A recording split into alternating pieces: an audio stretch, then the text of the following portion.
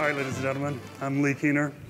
I'm the general manager here of the food team at Google Chicago, and it's my distinct pleasure to introduce to you someone who's followed a very unorthodox and fascinating journey to get to us today.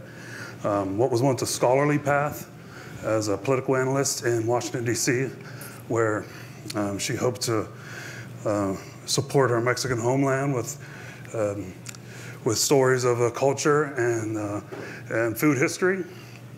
But she couldn't stop thinking of the food that she had from her youth. I once read that you said, food means love, nurture, family, all things warm and good in the world. Cooking is your way to show your love of food and your devotion to your loved ones. I hope that some of you guys are as fortunate as there's some people in the world that the career chooses them and then they never work a day in their life.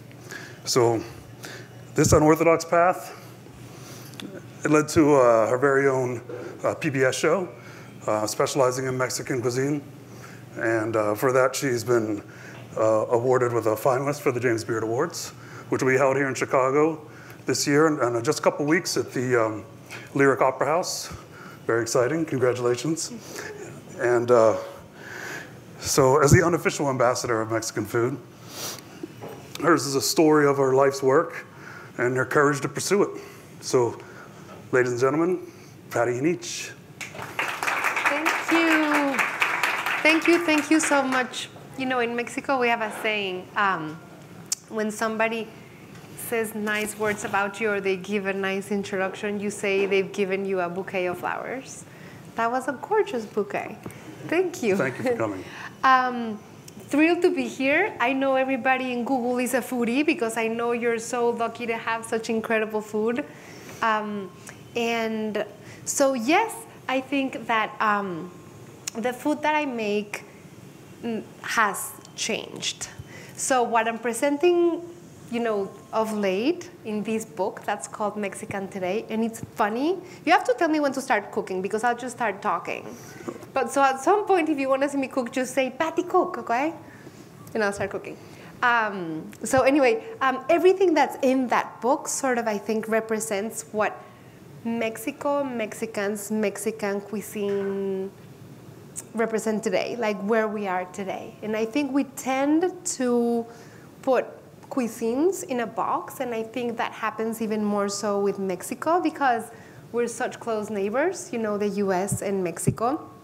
We think we know each other very well, and I, for one, can tell you that I know that it's not true because I am a Mexican who thought that I knew Mexico, and I thought that I knew the US, and as the years go by, I realized that I keep on learning and learning and still don't know much.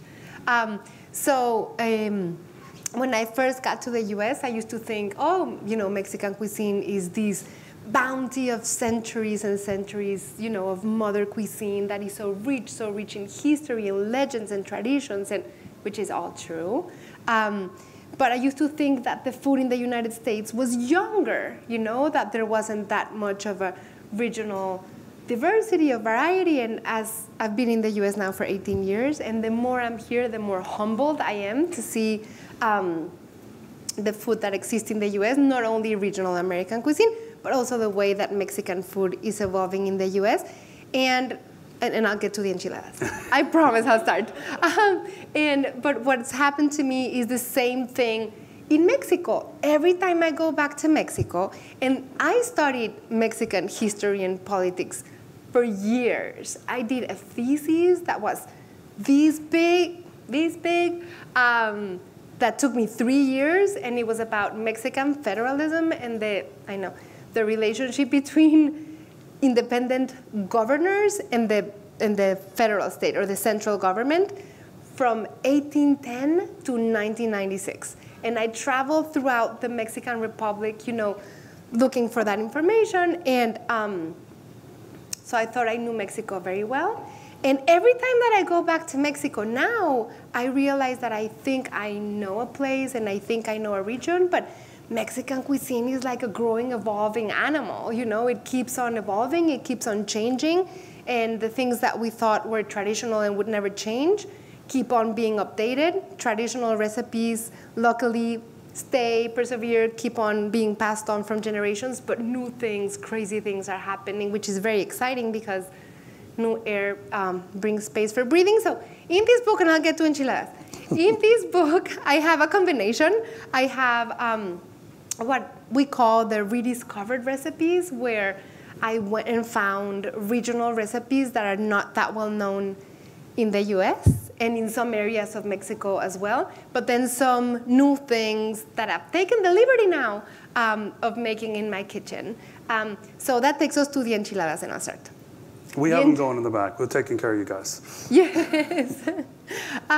So the enchiladas that we're making today are shrimp enchiladas, which also go by entomatadas. Are you all familiar with enchiladas? Yes. Yeah, I'm in California, right? No, I'm in Chicago, which is even more. So enchiladas go also by the name of the sauce. So here it's called entomatada because it has a tomato sauce. And okay, I'll start making it and then we'll keep on talking.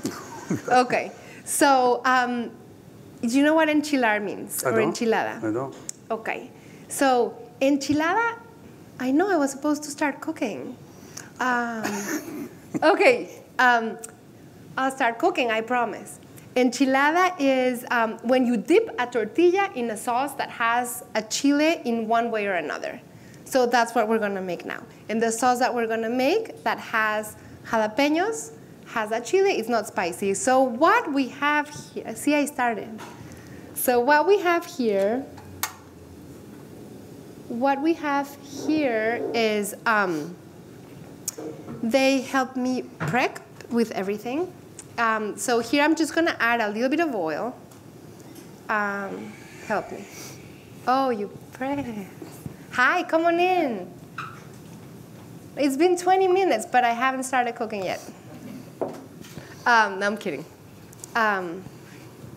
Okay. You guys had to have the cool gadgets, right? We have some pretty cool stuff here. Okay, so we have the oil. I'm adding a little bit more. And what we have here is the sauce that your team already prepared, which was some boiled ripe tomatoes, which you have here. In Mexico, we tend to use the Roma tomatoes for the sauce or very ripe tomatoes like you have there because we want them to be mushy and really juicy and not firm at all when we use them for the sauce. And we boiled, well, they boiled, some like a pound of Roma tomatoes or ripe tomatoes and some garlic and a jalapeno or serrano chili. I know here in Chicago, everybody knows the differences between fresh chilies, right? Yeah, you guys, we should just start eating. No, I'm kidding. Okay, so they use, I assume, serranos, which is what's here. And the serrano chiles tend to be spicier than, oh, beautiful. And jalapenos, yay. So you have the jalapenos and the serranos. I'm on purpose letting the oil heat a lot because what I'm gonna do now is I'm gonna season the sauce. So we have the tomatoes, the garlic, and the chili that was boiled for about 10 minutes until very, very soft and very mushy to the touch, and then pureed in the blender. And then you add some scallions, some salt, and some broth from the shrimp tail. So I'm gonna add it here, and I'll tell you about the shrimp broth.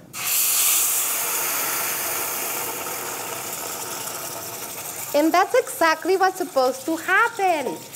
If you go into a Mexican kitchen or a Mexican restaurant and you don't see that, fire hazard. No. If you don't see smoke and sizzle and splatters, don't eat the food. It's gonna be terrible. Usually, you know, that's what Mexicans are about. It's a lot of reactions and actions. So we have this, and it smells like delicious shrimp broth too.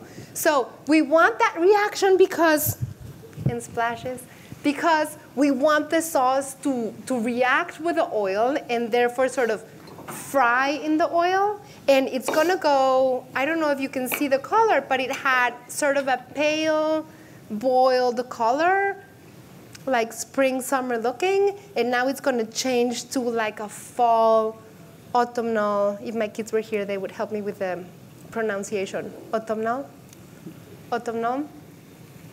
color. Great. So just deeper, it's gonna be richer, thicker, darker, and you can see it changing. Okay, and then we also added in here shrimp broth, which was made with the tails of the shrimp. You guys, when you buy shrimp, get it. And this is beautiful shrimp that you all got today. This is gorgeous shrimp from the Gulf Coast. Tell me about it. It's off the Texas coast in the Gulf of Mexico.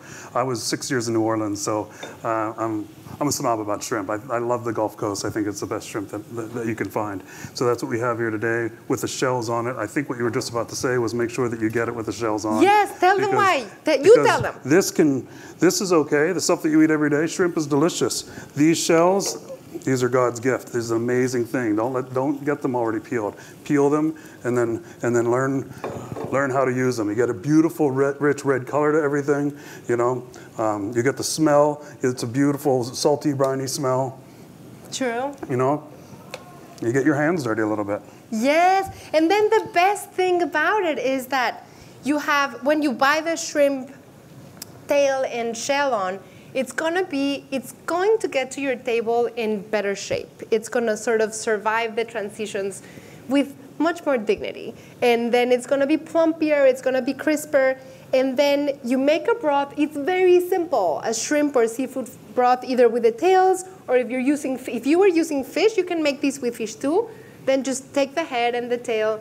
Tell the fishmonger to not give you fillets. To fillet it, if you don't want to fillet the fish, but tell him to give you the bones. You're going to have some gorgeous stock. And then what happens is that the filling of the enchilada, which is going to be these cooked shrimp. Do you want to help me on the other side cook the shrimp? Okay. So you're going to have an enchilada that totally makes sense. You're going to have an enchilada where the filling and the sauce have been really married or intermarried, because the sauce is going to have, it's not going to taste, you know, separate from the filling. Has that happened to you when you have something and the sauce like doesn't connect to the filling? Yeah, it's not all together. It's like when you take pasta and then you wash it off and then add it to your sauce instead of cook it all together. Absolutely. Exactly. Okay, so here, let me You're making a mess. Okay, so I make a mess, I know, and this is such a beautiful table. Here you go for the shrimp. And then what I'm going to add to the sauce, so what we had here, to sort of sum it up, was some boiled tomatoes with boiled garlic and a boiled jalapeno or serrano. And then always remember to cook more chilies than you think you want. And then when you puree the sauce, add less chilies than you think you want. So say you boiled 2 or 3 jalapenos. When you puree the sauce, the tomatoes with the garlic and the chili, add 1 chili first, and the salt, and then you taste it. If you feel like you need more heat, add half a chili, or is this like 2-101 for you guys? No? Okay. Everybody's here so expert in food in Chicago. I've been amazed. Tell them, since yesterday we got here, I've done nothing but eat my way through Chicago, and everybody seems like so incredible and knowledgeable. Anyway, I was saying about the chilies. Add 1, taste for heat, see if you want more or not, and then add half more, and then add half more, because you can never take the spice or the heat away, but you can always add. And you know, you already did your sauce and your shrimp broth, and then it's too spicy. It's sort of a bummer. You'd have to make the recipe again without chilies and combine it for the heat to be tamed down. So we have the tomato, the chilies, the garlic, and then we added some of that shrimp broth, which had the tails and the shells of the shrimp. Very easy. You put it in a saucepan, cover it with water, and then I like to add bay leaves, parsley, some garlic, salt. Let it simmer for nothing. I mean, 15, 20 minutes. Let it cool down, strain it. You can put it in the freezer, use it for a ton of things, or use it for these. You can add any other herbs that you like if you don't like parsley. And then it was mixed here, and now I'm gonna add some Mexican crema. It looks so pretty. Do you want the salt? Tell them any tricks for cooking the shrimp. Don't let it go too long. Don't be afraid of it being underdone. Shrimp is one of those things that I never order out. I do it myself because everybody always overcooks it. So many people are afraid to eat undercooked items, but everything goes up the flavor mountain, you know, and if you cook it too long, you're going down the other side. So I would, just like you can That's a great metaphor. Thank you. You can always take chilies out. Same thing, you can always cook it more. I'm the same way with chicken. But you can't take it back. Once they're overdone and rubbery, and then even if you had like super fresh shrimp, if you cook them, they're gonna smell. So you want them plump, you want them crunchy. I agree. They're gonna lose all their charm. I got the butter just as it started to brown, and I put the shrimp in. You can see how the color started on it. Then I flipped them over and I just turned the fire off and letting it sit. You can still hear it sizzling, so it is still cooking. So you want it over high heat, but a short amount of time, so it'll brown on the outside, but it will stay crisp and plump on the inside. And even when you remove them, they'll still be hot from the sear, and they'll continue to cook a little. So I agree. And if you have fresh shrimp, nothing happens if you eat them a little raw. And they won't be raw if you give them, you know, even if you give them 20 seconds on each side, they'll be good enough. So these are ready. They're ready. Should we put them in here? Yes. Oh, that's perfect. So here we have the sauce, and what I'm going to add now is I'm going to add nutmeg, and I'll tell you. So this is a salsa roja or tomato-based sauce. I've told you the ingredients like 30 times, right? Can I quiz you? No, I'm not gonna repeat the ingredients again. I was about to do it. But aside from adding the Mexican crema, oh, we didn't tell them about the Mexican crema. And I know here everybody in Chicago is an expert when it comes to Mexican ingredients. But are you all familiar with Mexican crema? No. Yay, I can say something new. Mexican crema is a very fresh, thick, salty, pleasingly salty, very tangy kind of a cream that's like a cousin of the creme fraiche. It is, I think, thinner than the sour cream and not as acidic, but it has a lot more personality than the heavy cream, which doesn't have that tang and that saltiness. Was that too complicated? No? Mexican crema is just its own ingredient. It's, you can find it everywhere, especially here in Chicago. It really makes a difference if you use it. If you can't find it, you can use, okay, fine, fresh creme, or if you can't find it, instead of sour cream, I would use heavy cream. And then I'm adding the nutmeg, which I think it's an ingredient, I don't know if you agree, that tends to be overlooked.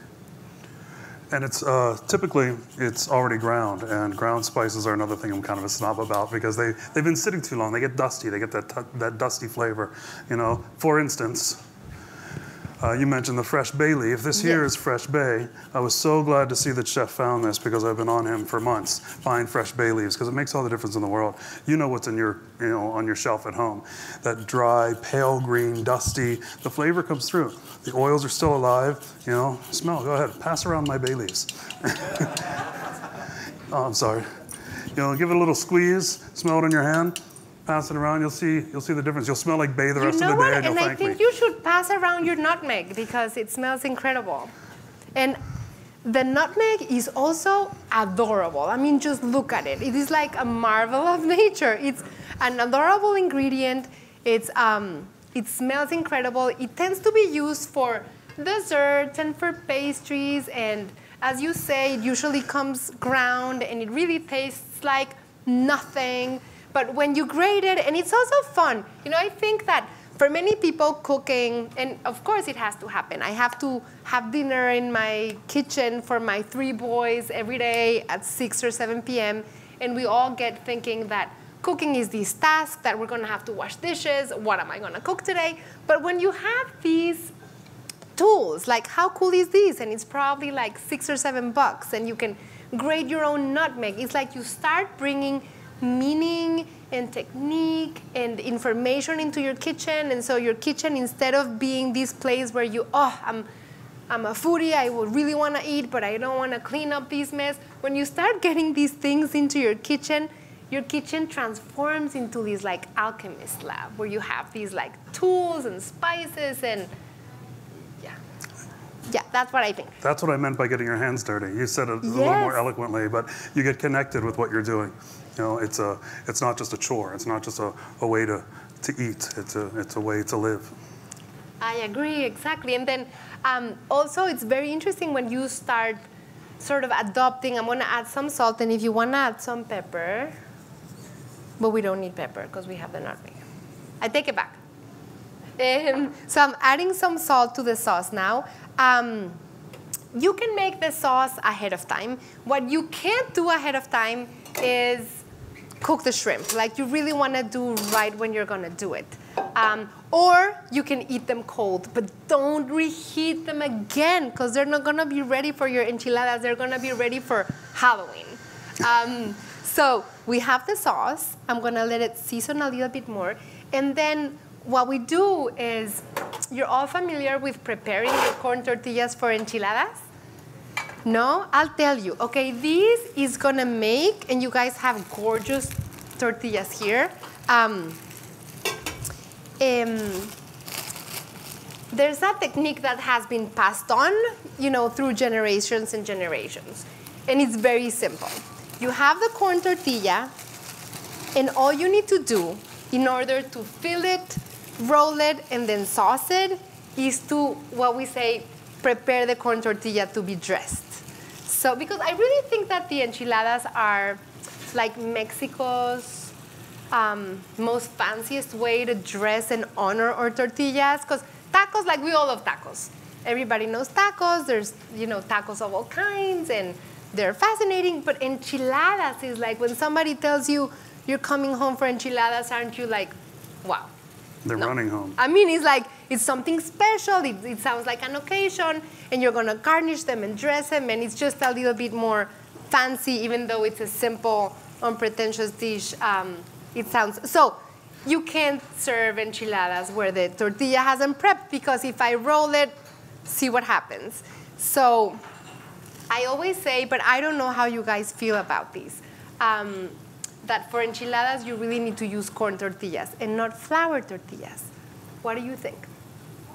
What do I think? To Yes. get more flavor and texture into No, it? like, can they, are you giving them permission? I'm kidding. Oh, not that I can give permission, but are they have allowed corn. to use flour tortillas for enchiladas? For 'Cause enchiladas. I say corn tortillas. Yeah, corn tortilla for enchilada. Flour tortilla typically for fajita tacos. Exactly. Flour tortillas are great for tacos, great for fajitas, great for quesadillas, But if great it's for good, it's good. sincronizadas.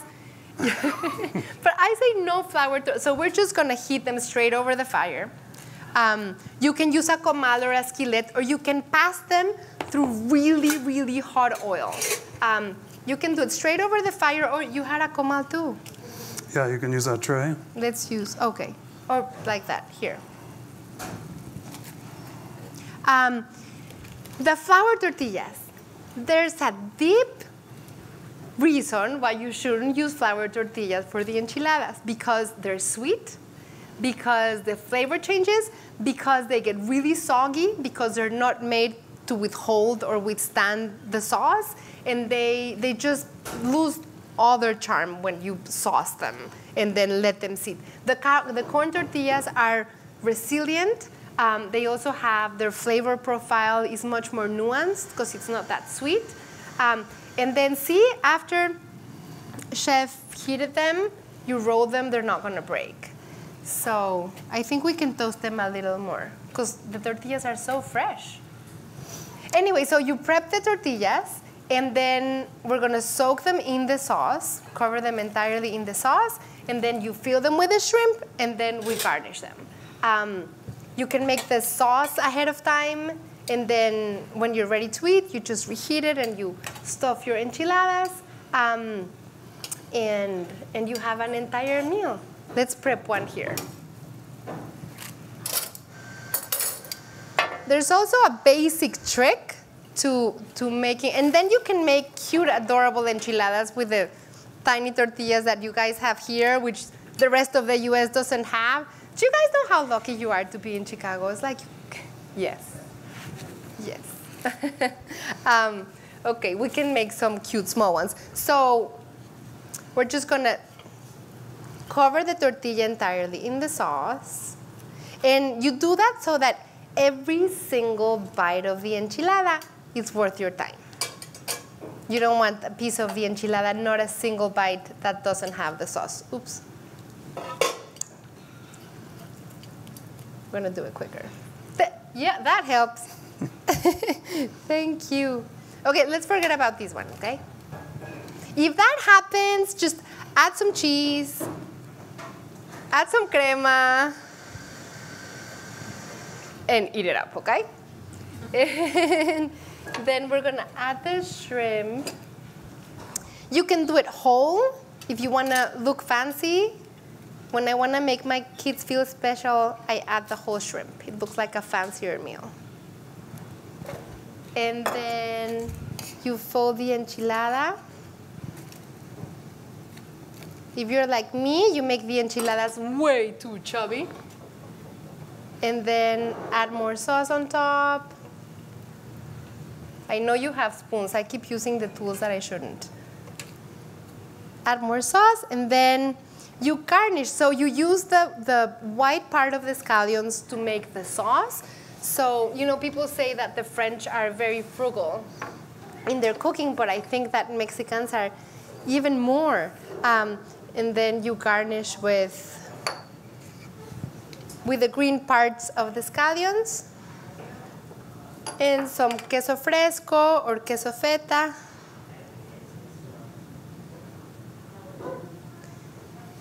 You can add more crema. That's not in the recipe, but you can add more. And then some super ripe avocado. Oh! I'm gonna come for dinner every night here. You have everything prepped. Okay. We just got these little beeswax sheets, so you're gonna see these in the micro kitchens for the sliced avocados that you guys eat half of them and then can't use the rest of them. I think we finally figured out a trick. Wow. So we're gonna start using these. Okay. What's the paper? I've never seen it. It's beeswax. Before. It's a beeswax sheet, and it will. You can wash it and reuse it, and rather than continue to use plastic wrap. There you go. So that's the enchilada. So just like that, I mean, there's like countless enchiladas. I think in the chapter I have maybe like 15 different kinds of enchilada, but I think that's nothing from what you can find. So not only looks pretty, no? Looks pretty. You can find south of the border, you can find countless enchiladas. You can find, I'll give you examples. So that's the entomatada with the tomato sauce with cream and nutmeg. I have in there an enchilada with mole verde. You all know mole verde. It's a mole made with pumpkin seeds and lettuce and parsley and cilantro and tomatillos, delicious. Stuffed with pork tenderloin. I have another one with asparagus and mushroom and thyme and goat cheese covered in a pine nut mole sauce. There's one stuffed with crab meat and peas and tarragon and a sauce of jocoque, which is hard to find here, but you can make it similar with buttermilk sauce. So those are just some, so people don't think of like Look at them, they're hungry. Just the Tex-Mex enchilada or the salsa verde enchilada. There's so many. I have one. Oh, this is my kid's favorite. But no, this is my kid's #1 enchilada, the #1 that they love the most. The second one is the pork with the mole verde sauce and pickled radishes. And the pickled radishes take like 5 minutes to make. I was saying what was my favorite for my kids, the black bean enchilada. I have some enchiladas that I call the big brunch enchiladas. They're stuffed with scrambled eggs, and then they're baked with a black bean sauce, super rich, seasoned with chipotle in adobo, and then you garnish with pickled jalapenos. I'm a fan of pickled jalapenos. Are you a fan of pickled jalapenos here?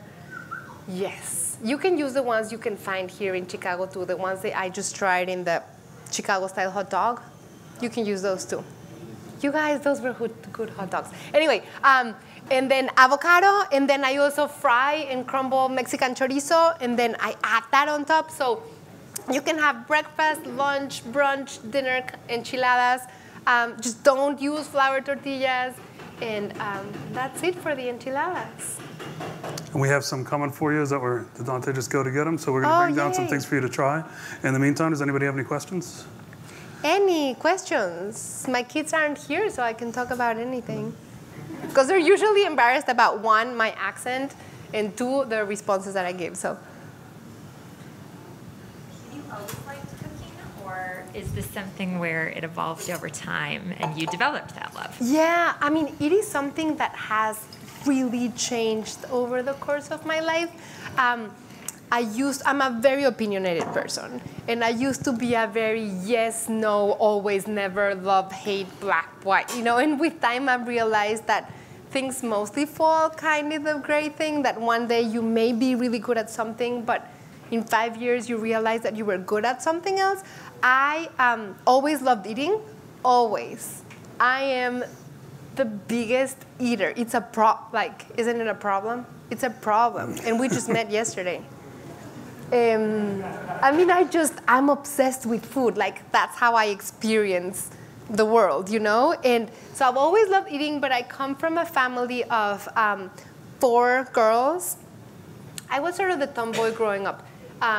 We always loved eating, and my 3 sisters got into the food world. I'm giving you the longest answer possible. My 3 oldest sisters got in the cooking world very early on. My oldest sister became a caterer. My second sister became a pastry chef, French trained. They're all incredible. The next one became vegetarian, then vegan, and now is also into fashion. So she writes about healthy, fashionable lifestyle. I was like the intellectual sort of, and I wanted to be an academic. I trained as a political scientist. I worked in a think tank. I kept accidentally bumping into food-related things, and I absolutely loved them. But I always yanked myself back thinking, your expectations and people's expectations. If I already invested, this undergraduate degree and this graduate degree, I need to go in that direction, until one day I had 2 kids. I had my 3rd on the way. And I really didn't like my job at a think tank, which is a great think tank in Washington, D.C., but this is how I changed careers. My boss asked me if I could write a policy analysis paper comparing the transition to democracy in 2 countries, Mexico and Peru, both really complicated topics. And I was researching those, and I had a colleague who was Peruvian, and he kept telling me that Peruvian ceviche is so incredible. And I was like, no, Mexican ceviche is so incredible. And he was like, no, we had it first. I was like, no, we had it first. So instead of researching on the troublesome path to democracy in both countries, I started researching who got to ceviche first.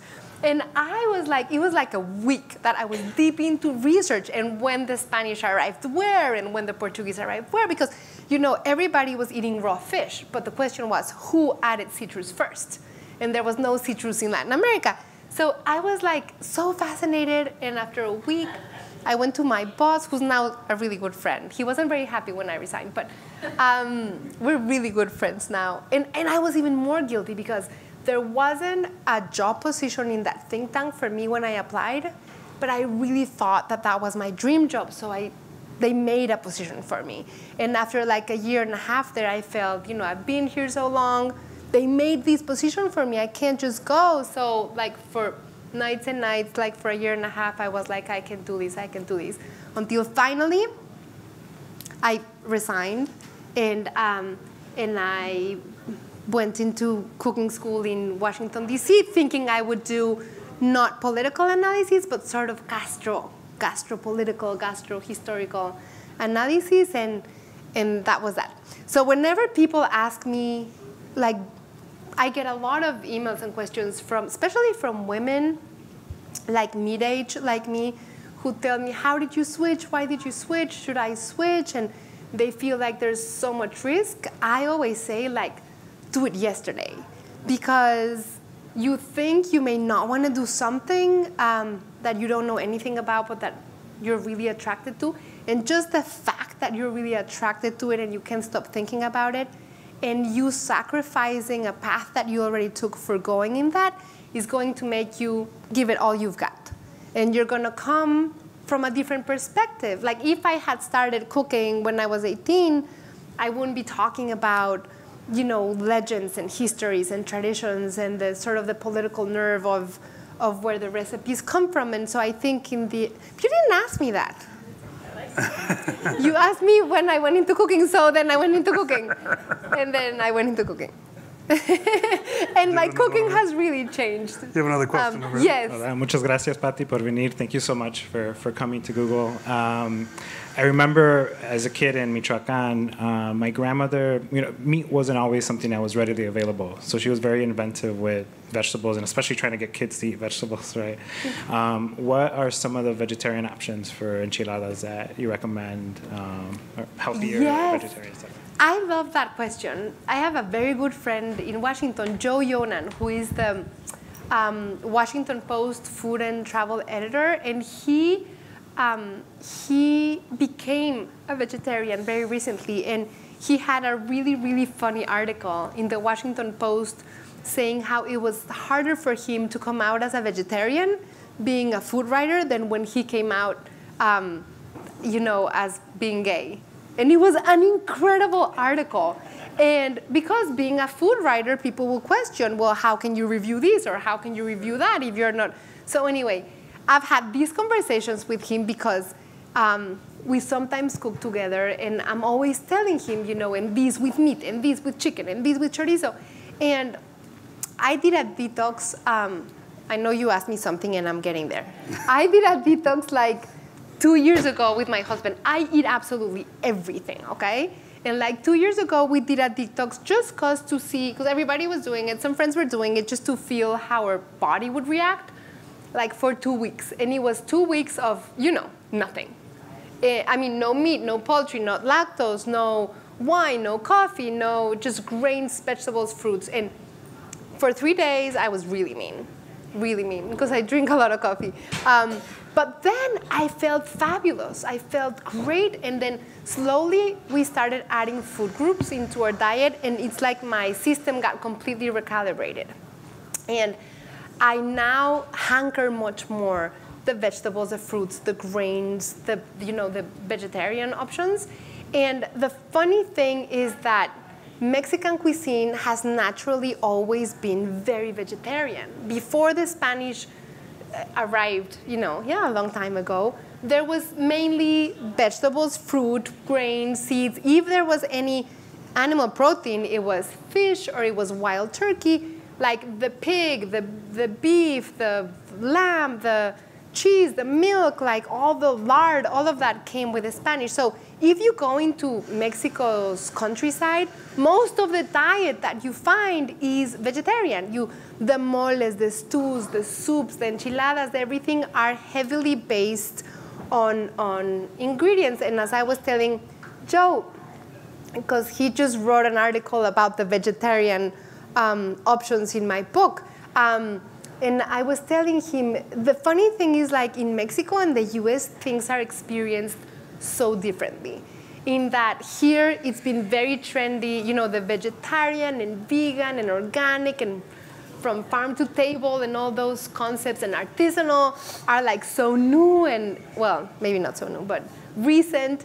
In Mexico, we've had farm to table always. The farmers markets are the markets. The farmers are at the markets always, and it's not the exclusive or fancy thing to do. It's the cheapest, more affordable thing to do.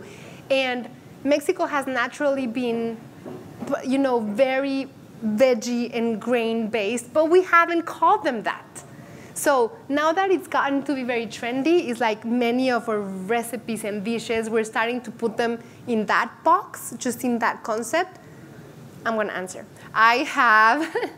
one of my favorite things is refried bean and plantain taco.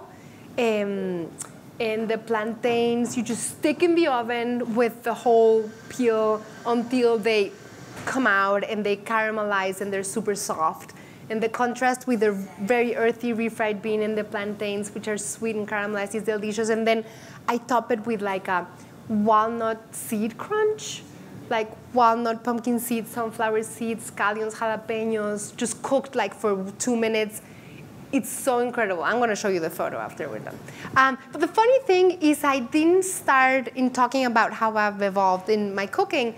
It's like in the last 3 years, I've cooked a lot more vegetarian. So there's like Swiss chard and potato enchiladas with a hatch chili sauce. There's like asparagus and mushroom enchiladas with a pine nut mole sauce. There's like a vegetarian pozole verde. I mean, you can practically make the entire book vegetarian if in the soups, instead of using chicken broth, you use vegetable broth. There's a hearts of palm soup in there to die for. Not because I made it, but anyway, tons of options. Any other questions? Because now they know if they ask me something, I'm going to answer something else. Nothing? No? How did you get on PBS? Oh, that's a good question, but that's a long question again. I was pitched to the Food Network many years ago, like 7 or 8 years ago, when I started with a culinary program at the Mexican Cultural Institute with something like this, but I focus more on what I say, because I'm more familiar with the place, like 8 years ago, and a lot of people started coming, and word started spreading a little about the classes and the content, and I started to get invited like to some radio things or local TV things, and word spread, and somebody did a pilot and pitched me to the Food Network, and they said, yay, we love it, let's buy a season of these, but your hair could be a little bit more red, maybe you can get a dog, maybe instead of doing Mexican food, you do Latin food, and most of all, let's get rid of your accent. And so I thought, well, if I, instead of doing Mexican, which is what I know, I do Latin, and if I get rid of my accent, then who will I become? Like after I do a few seasons here or something, which would have been great, of course. But then I think you lose sort of a sense of who you are and what you do. So some people from the local PBS station had come to my classes, and they said, it would be really great to have a Mexican, do Mexican food. We like your accent. Like we love your content because it had a lot of history and a lot of backbone to it. And it'd be great to have a Mexican do Mexican food. And sort of that's what prompted it. And then it took a few years, of course. And then we're going to our 5th season now, which will be out in September. Congratulations. Thank you, thank you. Oh, I think the enchiladas are there. Oh, they look Dante, ladies and gentlemen. Pati, I have a question for you. Yes, anything. So to address the taco, or the tortilla, which I was really excited to see you make this. I've been making enchiladas for a while now. Whenever I've done it, and you mentioned it, you can have the option of flash frying it and then putting it in the sauce. Is there a method that you prefer? I've never actually seen anyone do it this way. With the oil? With just burning heat it. Yeah. You know what? It's really alternative methods. They both work. They taste a little bit different. What you're doing is you're making the tortilla be resilient, because when you pass the tortilla through very, very hot oil, just for like a few Mississippis, you're giving it like a nutty, first you're adding flavor. You're giving it a nutty layer, and you're making it a little bit crisp. And then you can roll it. You've seen that method. If you don't, so for people that don't want to fry the tortillas or pass the tortilla through oil, you just need to either put them over the fire or a hot comal or skillet, and you just wait until the tortilla slightly browns and becomes malleable. What happens is that the tortilla, just like the pita pocket or the pita bread, when you heat it, the space between the 2 layers of the tortilla will fluff a little. And that's what makes the tortillas not break or crumble. And it also, like, I don't know how to explain it, but it wakes up it makes the flavors of the ingredients sort of come alive. And so you can use either method. Through the oil or heat it over the fire or a comal. Don't use the microwave. Do one by one. It doesn't take long. You can use a big surface and then just heat many tortillas at the same time, and then you can pack them up in a kitchen towel, and they've become resilient for you. But if you put them all together from the bag, in aluminum foil, in the oven, or in the microwave, you've destroyed those tortillas. I mean, they're just gonna stick to one another, they're gonna become muggy and moist and humid, and it's gonna be hard to separate them, and they're not gonna roll, and you're gonna hate me for trying to make enchiladas. Of course. Anybody? Anything? So now I have the curiosity of who got the ceviche first, Peru or Mexico? You know what? Just like the tres, that's a great question. Yeah. Talk about a question that made someone change a career. It is so funny, and I still laugh to the day with Michael, who's the president of the think tank. You know, when I resigned, he wasn't thrilled at all, but we're very close friends. But every time somebody asks me about my change of career and I say that I wasn't happy at the think tank, he keeps telling me, thank you for saying that my think tank made you miserable, and it's a horrible, dreadful place. It's a wonderful place. Just like the tres leches cake, the ceviche is sort of regional, like it belongs to all of Latin America. When did the first person ate raw fish, you know? So it's about the same time one could assume that people were eating raw fish and adding ground chilies or salt to preserve them or to give them taste, or because humans, we've always needed salt. And then when it really turned them into ceviche was when that citrus was added. And when the boats got here with Spanish and Portuguese people and the Moors that had the citrus, I mean, I guess, I say Mexico, but I think Peru, the ceviches from Peru are really extraordinary too. I'll give them that. I'll give them that. Hmm? They get the credit. No, are you Peruvian? That's just what you hear. Most people think, you know. I mean, to answer your question, I know you asked her, not me, but your question about the vegetarian food, a cuisine is the land, you know, it's what is from there. And when we're researching menus, everything we find is that there's such an amalgam of so many different things. Everywhere is a melting pot. It depends how far back you go, you know. So what is traditional Mexican food? It's, you know, what is in front of you using the ingredients that are from there. So you can change, you can experiment, you can make it your own. It's not always about just removing the meat and adding in, you know, beans or a grain or something like that. I agree, and also the question of authentic and traditional. I know nobody asked, but, you know, going to that topic, I think just like artisanal. You know, now you go to McDonald's and they tell you that the bread is artisanal.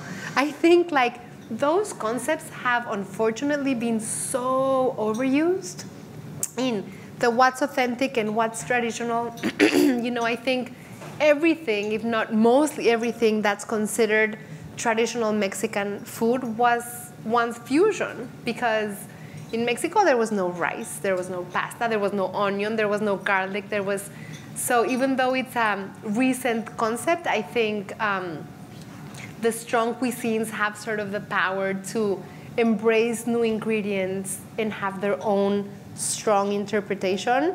But I agree with you that you can drive through Mexico, and I think now that Mexican cuisine has really become borderless, because I think you can find just as extraordinary Mexican food here in Chicago than in Michoacán.